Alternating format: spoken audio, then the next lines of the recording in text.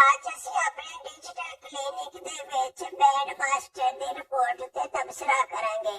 ਇਹ band master ਜੀ ਤੁਸੀਂ ਫੀਲਡ ਮਾਰਸ਼ਲ ਬਣ ਗਏ ਹੋ। ਹੈ ਤੁਸੀਂ ਬੈਂਡ ਮਾਸਟਰ, ਜੋ ਮਰਜ਼ੀ ਕਰ ਲਓ। ਤੁਸੀਂ ਕਿਹੜੀ ਜੰਗ ਜਿੱਤੀ? ਵੈਸੇ ਇਹ ਗੱਲ ਤਾਂ ਠੀਕ ਹੈ, ਪੂਰੇ ਮੁਲਕ 'ਚ ਤੇ ਤੁਸੀਂ ਜੰਗ ਹੀ ਲਾਈ ਹੋਈ ਹੈ, ਕਿਸੇ ਨੂੰ ਚੈਨ ਨਾਲ ਤੁਸੀਂ ਰਹਿਣ ਨਹੀਂ ਦਿੱਤਾ।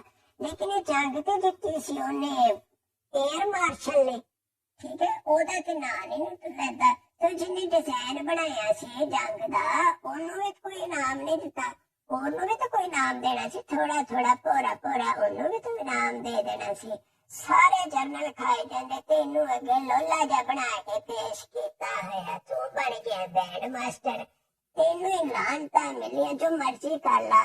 ਤੂੰ ਰਹਿਣਾ ਚਪੜਾਸੀਆ, ਤੂੰ ਰਹਿਣਾ ਬੈਂਡ ਮਾਸਟਰ, ਜਾਂ ਤੇਰੀ ਔਕਾਤ ਇਸ ਤੋਂ ਜ਼ਿਆਦਾ ਦੀ ਨਹੀਂ ਹੈਗੀ। ਆਖਰ 'ਚ ਤੂੰ ਹੀ ਫੜਿਆ ਜਾਣਾ ਤੇ ਤੇਰੇ ਪਿੱਛੇ ਲੋਕ ਕੇ ਜਿਹੜੇ ਖਾਏ ਜਾਂਦੇ, ਉਹਨਾਂ ਨੇ ਚੰਗੀਆਂ ਜਦਾਦਾਂ ਬਣਾ ਕੇ ਆਰਾਮ ਨਾਲ ਉਹਨਾਂ ਨੇ ਨੀਵੇਂ ਹੋ ਕੇ ਨਿਕਲ ਜਾਣਾ।